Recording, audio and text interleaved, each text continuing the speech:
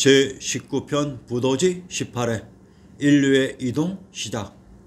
전하에서 인류의 시원지 마고대성에서 지우가 모자라서 인류가 크게 동요했다고 했습니다. 자, 그리고 무슨 일이 벌어졌는지 추적해 봅시다. 제7장 이에 사람들이 원망하고 타박하니 지소씨가 크게 부끄러워 얼굴이 붉어져서 권속을 이끌고 성을 나가 멀리 가서 숨어 버렸다. 또 포도의 열매를 먹은 자와 수차를 하지 아니한 자도 역시 모두 성을 나가 이곳저곳으로 흩어져 가니 황궁씨가 그들의 정상을 불쌍하게 여겨 고별하여 말하기를 여러분의 미혹함이 심대하여 정상이 변이한구로 어찌할 수 없이 성중에서 같이 살 수가 없게 되었소. 그러나 스스로 수정하기를 열심히 하여 미혹함을 깨끗이 씻어 남김이 없으면 자연히 복분할 것이니 노력하시오 하였다. 오미의 화를 통해 추론할 수 있는 가장 중요한 요점은 인구의 증가가 가속화되어 첩첩산중의 관중의 식량인 지우가 모자라게 되었다는 사실이며 이로 인하여 인류의 시원지 마고대성으로부터 인류의 이동이 시작되고 있습니다. 가뭄. 이곳 인류의 시원지 관중에 흐른 한강인 압록강이 마른 것 같습니다. 그래서 시원 인류의 이동이 시작되었던 것으로 이러한 정황에 대한 일례를 보여드리겠습니다. 상고사에 등장하는 황제들의 황하의 치수와 대운하 공사가 바로 인류의 시원지에 흐른 한강인 압록강의 치수였습니다. 탕왕 7년 대한 대당 쇠역기에 성의 동남쪽 백여리에 큰 강이 있는데 그 강물이 끊겼다. 그래서 왕은 나한에게 가서 물었다. 큰 강의 물을 이 나라 사람들이 나누어 쓰고 있습니다. 그런데 지금 갑자기 강물이 끊겼으니 이것은 대체 누구의 잘못입니까? 정치를 공평하게 하지 못하였거나 저의 덕이 널리 두루 미치지 못하였던 것입니까? 그렇지 않다면 어찌하여 이토록 무거운 재앙을 내리시는 것입니까? 순자 중에 다음과 같은 한 가지 일을 기록하고 있다. 상나라 탕 임금 시대에 한 차례 가뭄이 발생하여 연속 7년 동안이나 비가 내리지 않았다. 낙수와 하수의 물도 말라버렸고 모래도 햇빛에 뜨거워졌으며 돌마저 익어버렸다. 탕 임금은 몹시 곤혹스럽고 괴로워했다. 이에 경건하게 사람을 파견하여 삼족종을 가져다가 신령에게 기도를 드렸다. 아울러 존경하는 심정으로 성실껏 말하기를 저 탕 임금이 정치가 합당하지 않아서입니까? 아니면 제가 백성들을 고통받게 했기 때문입니까? 아니면 탐호했기 때문입니까? 아니면 궁궐이 너무 호화롭기 때문입니까? 아니면 옷에 치장한 장식이 너무 많기 때문입니까? 왜 날이 가물고 비가 오지 않아 이 지경에까지 도달했습니까? 저는 진실로 허물을 고치고 싶습니다. 기도가 다 끝나기도 전에 하늘에서는 큰 비가 내렸다. 동양의 식자는 다 알고 있는 기원전 16세기의 탕왕의 7년 대한 고사를 그 지역에서 이야기하고 있는 불교 고사인 양 대당서역기에 끼워 놓았습니다. 그것은 그런대로 보아줄만 합니다. 아닙니다. 아주 좋습니다. 탕왕의 7년 대안을 잘 모르는 조작자들이 여기가 바로 하를 멸망시킨 탕왕이 도읍한 박이라는 것을 노출시켜준 것입니다. 그렇습니다. 여기 관중이 바로 상나라의 수도였던 것입니다. 상나라의 공국자 탕왕의 7년 대안의 무대 부도가 바로 인류의 시원지인 오미의 화가 발생하였던 관중이었습니다. 인류의 시원지에 중국사 25사의 주인공들이 있었던 것입니다. 신중 동국 여지 스남에서의 박토. 이곳 인류의 시원지 마고대성인 박토가 또한 우리의 지리지 신중 동국 여지 스남에서는 어느 곳이었는지 살펴봅시다. 함경도 영흥의 군명을 박평, 쌍성, 화주, 당문, 역양이라고 합니다. 평안도 박천의 군명을 박주, 박릉, 덕창이라고 합니다. 함경도 영흥의 군명 박평과 평안도 박천의 군명 박주는 동일한 인명의 다른 표기 방식으로 밝은 박을 한자 박으로 표기한 것입니다. 자, 이곳 첩첩산중의 관중인 마고대성의 지명 함경도 영흥의 객관을 인용합니다. 망경로 객관 동쪽에 있다고 했습니다. 망경루란 경도인 서울을 바라보는 누각으로 관중인 마고대성에 가까운 곳에 경도인 서울이 위치되어 있었습니다. 부도지와 우리의 지리지 신증 동국여지 신랑가 중앙아시아의 지리적인 위치가 이렇듯 일치하고 있습니다.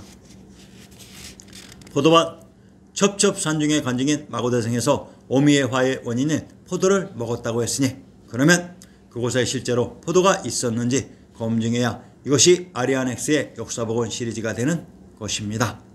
우리의 예토를 여행한 마르코 폴로의 동방견문록을 인용합니다. 타얀프 혹은 타인프, 태원부, 조주를 떠나 말을 타고 열흘거리를 가면 타얀프라고 불리는 왕국에 도달한다.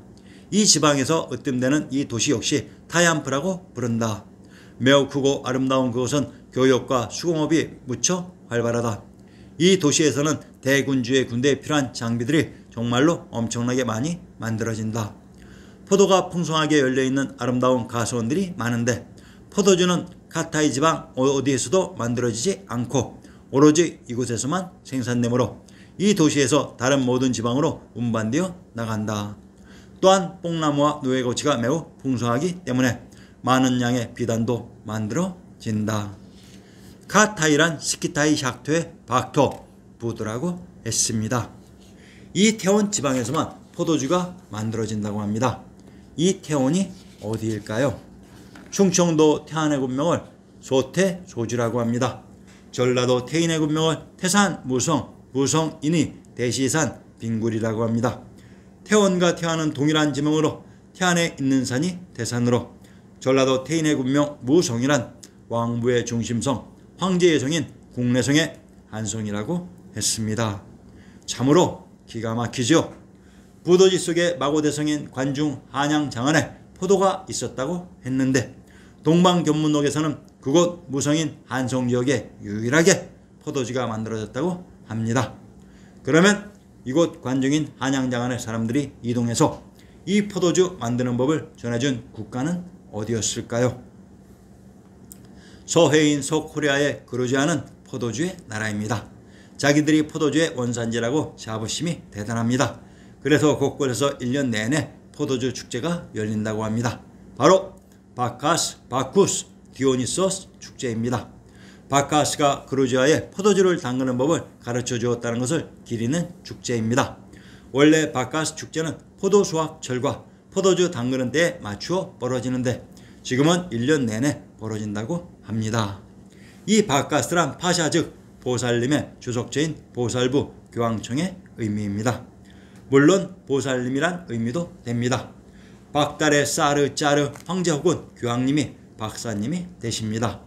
우리가 말하는 보살인 박사가 바카스로 남아있는 것입니다. 그 이름은 카프카스 산맥에도 남아있습니다. 카프카스는 카르트인 호리토 고려토의 바카스님인 것입니다. 서방세계의 보살님은 미륵보살님 즉 현실 역사에서는 미트라 신으로 조작된 이 미륵보살님이 카프카스 산맥 아래 주석하고 계신다는 말인 것입니다. 영어 이름 코카사스를 분석하면 코리인 코르 고려의 카샤의 땅이라는 순수한 우리말입니다. 그러나 유는 부위와 통하는 말이기 때문에 카프카스가 되어 까리의 바카스, 박사, 보살, 파샤의 땅이라는 말이기도 합니다. 서해 보살님은 미륵 보살님입니다. 미륵 보살님은 산스크리트어로 메띠레야, 팔리어로 메띠아, 영어로는 메시아, 미트라, 미스로, 미라 등으로 부릅니다. 미륵 보살은 현재는 보살이지만 다음 세상의 부처로 나타날 것이라고 불교에서 믿고 있는 미래의 구세주로서의 보살이다. 불교 교리에 따르면 용화수 아래에서 곧담아 붙다가 제도하지 못한 모든 중생을 제도할 부처로 수기를 받았다.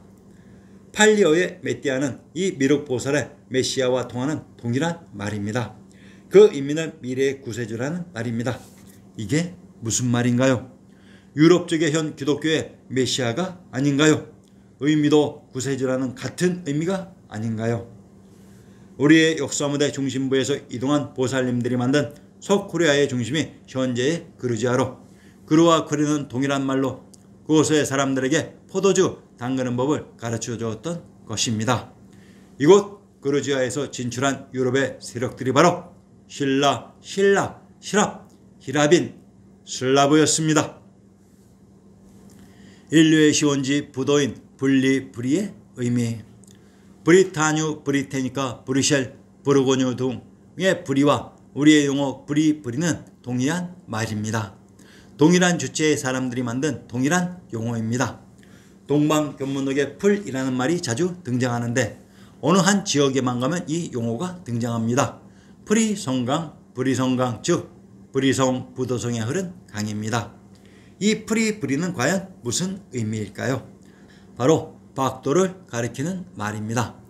박도는 박도이기도 하고 부도이기도 합니다. 부도는 불, 벌, 불이, 불이이기도 합니다. 종약용의 여유당정서 제후집 강역고를 인용하면 김부식이 가로되 고구려의 국내성을 브리성이라고 불렀다. 한세에서는 낙랑군의 속편에 브리온이 있다고 했습니다.